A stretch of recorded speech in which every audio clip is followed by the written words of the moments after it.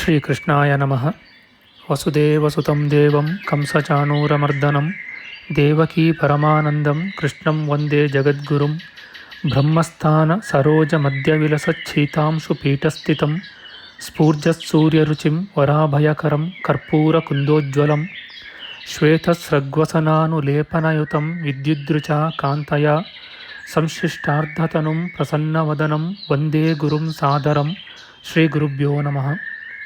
ಲಂಬೋದರಂ ಪರಮಸುಂದರಮೇಕದಂತಂ ರಕ್ತಾಂಬರಂ ತ್ರಿನಯನಂ ಪರಮಂ ಪವಿತ್ರಂ ಉದ್ಯದ್ದಿವಾಕರಕರೋಜ್ವಲಕಾಯಕಾಂತಂ ವಿಘ್ನೇಶ್ವರಂ ಸಕಲವಿಘ್ನಹರಂ ನಮಾಮಿ. ತ್ವಾಂ ದೇವ ವಿಘ್ನಧಲನೇತಿ ಚ ಸುಂದರೇತಿ ಭಕ್ತಿಪ್ರಿಯೇತಿ ಸುಖದೇತಿ ಫಲಪ್ರದೇತಿ ವಿದ್ಯಾಪ್ರದೇತ್ಯಗಹರೇತಿ ಚ ಯೇ ಸ್ತುವಂತಿ ತೇಭ್ಯೋ ಗಣೇಶವರದೋ ಭವನಿತ್ಯಮೇವ. ಶ್ರೀಮಹಾಗಣಪತಯೇ ನಮಃ. ಯಾ ಕುಂದೇಂದು ತುಷಾರಹಾರಧವಳ ಯಾ ಶುಭ್ರವಸ್ತ್ರಾವೃತ ಯಾ ವೀಣಾ ವರದಂಡಮಂಡಿತಕರ ಯಾ ಶ್ವೇತಪದ್ಮಾಸನ ಯಾ ಬ್ರಹ್ಮಾಚ್ಯುತಶಂಕರಪ್ರಭೃತಿಭಿಃ ದೇವೈಃ ಸದಾ ವಂದಿತಾ ಸಾ ಮಾಂ ಪಾತು ಸರಸ್ವತೀ ಭಗವತಿ ನಿಶ್ಶೇಷಜಾಡ್ಯಾಪಃ. ಶ್ರೀ ಸರಸ್ವತ್ಯೇ ನಮಃ. ವೇದಾರ್ಥತತ್ವವಿಶದೀಕರಣೇನ ಪುಂಸಾಂ ಉಚ್ಚೈರ್ಗತಿಂ ಜಗತಿ ಯೋ ದಯಯಾ ವಿಧಾತುಂ ರಮ್ಯಾಂ ಪುರಾಣಪದವೀಂ ಪ್ರಣಿನಾಯ ತಸ್ಮೈ ಲೋಕೇಶವೈಭವಪುಷೇ ಋಷಯೇ ನಮಸ್ತಾತ್. ತಸ್ಮೈ ವ್ಯಾಸಾಯ ಮುನಯೇ ಸರ್ವಜ್ಞಾಯ ಮಹರ್ಷಯೇ ಪಾರಾಶರ್ಯಾಯ ಶಾಂತಾಯ ನಮೋ ನಾರಾಯಣಾತ್ಮನೇ. ಶ್ರೀವ್ಯಾಸಾಯ ನಮಃ. ನಾರಾಯಣಂ ನಮಸ್ಕೃತ್ಯ ನರಂ ಚೈವ ನರೋತ್ತಮಂ ದೇವೀಂ ಸರಸ್ವತೀಂ ವ್ಯಾಸಂ ತತೋ ಜಯಮುದೀರಯೇತ್. ಕನಕರುಚಿದುಕೂಲಃ ಕುಂಡಲೋಲ್ಲಾಸಿಗಲ್ಲಃ ಶಮಿತಭುವನಭಾರಃ ಕೋಪಿ ಲೀಲಾವತಾರಃ ತ್ರಿಭುವನಸುಖಕಾರಿ ಶೇಷಶಾಯೀ ಮುಕುಂದೋ ಪರಿಕಲಿತರಮಾಂಗೋ ಮಂಗಲಂ ನಸ್ತನೋತು.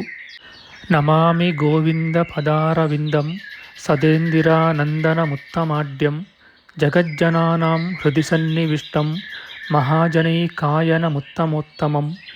ನಮಸ್ತೆ ಚಕ್ರಹಸ್ತಾಯ ಶಾಂಗಹಸ್ತಾಯ ತೇ ನಮಃ. ನಂದಹಸ್ತಾಯ ತೇ ವಿಷ್ಣೋ ಶಂಖಹಸ್ತಾಯ ತೇ ನಮಃ. ಓಂ ನಮೋ ವಾಸುದೇವಾಯ ನಮಃ ಸಂಕರ್ಷಣಾಯ ಚ ಪ್ರದ್ಯುಮ್ನಾಯ ನಮಸ್ತುಭ್ಯಂ ಅನಿರುದ್ಧಾಯ ತೇ ನಮಃ.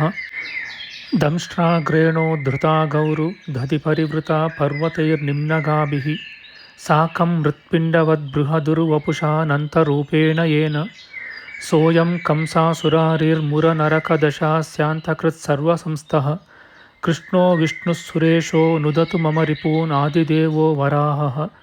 ನಮಸ್ತಸ್ಮೈ ವರಾಹಾಯ ಲೀಲಯೋದ್ಧರತೆ ಮಹೀಂ ಖುರಮಧ್ಯಗತೋ ಯಸ್ಯ ಮೇರುಖಣಖಣಾಯತೆ. ಶ್ರೀ ವರಾಹಮೂರ್ತಯೇ ನಮಃ. ಪ್ರಿಯ ಬಾಂಧವರೇ, ನಮ್ಮ ಈ ಶ್ರೀ ಲಾಲೀಕೃಷ್ಣ ಚಾನಲ್ಗೆ ಸ್ವಾಗತ.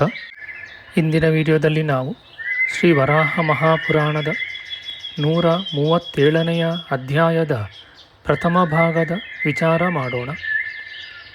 ಈ ಅಧ್ಯಾಯದಲ್ಲಿ ಸೌಕರ ಅಥವಾ ವಾರಾಹ ಕ್ಷೇತ್ರ ಮಹಿಮೆ, ಸೌಕರ ಕ್ಷೇತ್ರದಲ್ಲಿರುವ ಚಕ್ರತೀರ್ಥ ಸೋಮತೀರ್ಥದ ವಿಚಾರ, ಚಂದ್ರನು ಸೋಮತೀರ್ಥದಲ್ಲಿ ತಪಸ್ಸನ್ನು ಮಾಡಿ ವಿಷ್ಣುವಿನಿಂದ ವರವನ್ನು ಪಡೆದುದು, ಸೋಮತೀರ್ಥದಲ್ಲಿ ಪ್ರಾಣ ಬಿಟ್ಟು ಹೆಣ್ಣು ನರಿಯು ಕಾಂಚಿ ರಾಜಕುಮಾರಿಯಾಗಿ ಜನಿಸಿ ಕಳಿಂಗ ರಾಜಕುಮಾರನ ಪತ್ನಿಯಾದ ಕಥೆ, ಗೃಧ್ರವಟ ತೀರ್ಥ ಮಹಿಮೆ, ಹದ್ದಾಗಿದ್ದು ಗೃಧ್ರವಟ ತೀರ್ಥದಲ್ಲಿ ಪ್ರಾಣ ಬಿಟ್ಟುದರಿಂದ ಕಳಿಂಗ ರಾಜಕುಮಾರನಾಗಿ ಜನಿಸಿದವನ ಕಥೆ, ಆಕೇಟಕ ತೀರ್ಥ ಮಹಿಮೆ, ವೈವಸ್ವತ ಅಥವಾ ಸೂರ್ಯ ತೀರ್ಥ ಮಹಿಮೆ, ಸೂರ್ಯನು ತಪಸ್ಸು ಮಾಡಿ ಯಮ ಯಮುನೆಯರೆಂಬ ಮಕ್ಕಳನ್ನು ಪಡೆದುದು ಎಂಬ ವಿಚಾರ ಮಾಡೋಣ. ಶ್ರೀಕೃಷ್ಣಾಯ ನಮಃ. ಸೂತಮುನಿಯು ಹೇಳುತ್ತಾನೆ, ಭೂದೇವಿಯು ಶ್ರೀ ವರಾಹನಿಂದ ಭಾಗವತರೆಲ್ಲರಿಗೂ ಪ್ರಿಯವೂ ಉತ್ತಮವೂ ಆದ ಭಗವತ್ ಕರ್ಮವನ್ನು, ವಿಸ್ತಾರವೂ ಅಪರಾಧ ಪರಿಹಾರಕವೂ ಆದ ಪ್ರಾಯಶ್ಚಿತ್ತ ಕರ್ಮವನ್ನು ಕೇಳಿ, ಭಗವಂತನೇ, ನನ್ನ ಸಂತೋಷಕ್ಕಾಗಿ ನೀನು ಹೇಳಿದ ನಿನ್ನ ಭಕ್ತರಿಗೆ ಸುಖವನ್ನುಂಟು ಮಾಡುವ ಬಹುಶ್ರೇಷ್ಠವಾದ ಕರ್ಮವನ್ನು ಕೇಳಿದುದಾಯಿತು. ಮಹಾಬಾಹುವೆ, ನಿನ್ನ ಭಕ್ತರ ಸುಖಾರ್ಥವಾಗಿ ನಾನು ಈಗ ಕೇಳುವ ಸರ್ವಧರ್ಮಾರ್ಥ ಸಾಧಕವಾದ ಈ ವಿಚಾರವನ್ನು ನೀನು ಹೇಳಬೇಕು. ಕುಬ್ಜಾಂಬ್ರಕ ಕ್ಷೇತ್ರದಲ್ಲಿ ಮಾಡಬೇಕಾದ ಶುಭವಾದ ಮಹಾವ್ರತವಾವುದು? ಭಕ್ತರಿಗೆ ಸುಖಕರವಾದ ಉತ್ತಮ ಕ್ಷೇತ್ರವಾವುದು ಎಂದಳು. ಶ್ರೀ ವರಾಹಮೂರ್ತಿಯು ಹೇಳುತ್ತಾನೆ, ದೇವಿ, ನನ್ನನ್ನು ಕೇಳಿದ ಅತಿ ರಹಸ್ಯವನ್ನು ಎಂದರೆ ಶುದ್ಧವೂ ಭಾಗವತರಿಗೆ ಪ್ರಿಯವೂ ಅತ್ಯುತ್ತಮವೂ ಆದ ನನ್ನ ಕ್ಷೇತ್ರವಾವುದೆಂಬುದನ್ನು ಹೇಳುತ್ತೇನೆ. ಕೋಕಾಮುಖ ಕ್ಷೇತ್ರವೂ ಕುಬ್ಜಾಂಬ್ರಕ ಕ್ಷೇತ್ರವೂ ಉತ್ತಮವಾದವು. ದೇವಿ, ರಸಾತಲದಿಂದ ನಾನು ನಿನ್ನನ್ನು ಎಲ್ಲಿ ಉದ್ಧರಿಸಿದೆನೋ, ಎಲ್ಲಿ ಭಾಗೀರಥಿಯಾದ ಗಂಗೆ ಇರುವಳೋ ಈ ನನ್ನ ಸೌಕರವ ಅಥವಾ ವರಾಹ ಕ್ಷೇತ್ರವು ಅತ್ಯುತ್ತಮವಾದುದು. ಭೂದೇವಿಯು ಕೇಳುತ್ತಾಳೆ, ಈಶನೇ, ಪ್ರಭುವೇ, ಸೌಕರ ಅಥವಾ ವರಾಹ ಕ್ಷೇತ್ರದಲ್ಲಿ ಮೃತರಾದವರು ಯಾವ ಲೋಕಗಳಿಗೆ ಹೋಗುವರು? ಈ ಕ್ಷೇತ್ರ ತೀರ್ಥದಲ್ಲಿ ಸ್ನಾನ ಮಾಡಿದವರಿಗೂ ಪಾನ ಮಾಡಿದವರಿಗೂ ಯಾವ ಪುಣ್ಯ ಉಂಟಾಗುವುದು? ಕಮಲಾಕ್ಷ, ನಿನ್ನ ವರಾಹ ಕ್ಷೇತ್ರದಲ್ಲಿ ಎಷ್ಟು ತೀರ್ಥಗಳಿವೆ? ವಿಷ್ಣುವೇ, ಧರ್ಮವನ್ನು ನೆಲೆಗೊಳಿಸುವುದಕ್ಕಾಗಿ ಇದನ್ನು ನೀನು ಹೇಳಬೇಕು. ಶ್ರೀ ವರಾಹಮೂರ್ತಿಯು ಹೇಳುತ್ತಾನೆ, ದೇವಿ, ನೀನು ಪ್ರಶ್ನಿಸಿದ ಸೌಕರ ಕ್ಷೇತ್ರದಲ್ಲಿ ಮೃತರಾದವರು ಯಾವ ಗತಿಯನ್ನು ಪಡೆಯುವರು? ನನ್ನ ಕ್ಷೇತ್ರದಲ್ಲಿ ಎಲ್ಲಿ ಯಾವ ತೀರ್ಥಗಳಿವೆ? ಅವುಗಳಲ್ಲಿ ಯಾವ ತೀರ್ಥಕ್ಕೆ ಹೋದವರಿಗೆ ಮತ್ತು ಯಾವ ತೀರ್ಥದಲ್ಲಿ ಮೃತರಾದವರಿಗೆ ಯಾವ ಯಾವ ಪುಣ್ಯ ಉಂಟಾಗುವುದು ಎಂಬುದನ್ನು ನಿಜವಾಗಿ ಹೇಳುತ್ತೇನೆ ಕೇಳು. ಸುಂದರಿ, ಮಹಾಭಾಗ್ಯೆ, ನನ್ನ ಕ್ಷೇತ್ರಗಳಲ್ಲಿ ಸೌಕರ ಕ್ಷೇತ್ರಕ್ಕೆ ಬಂದು ಭಕ್ತರು ಪಡೆಯುವ ಪುಣ್ಯವನ್ನು ಕೇಳು.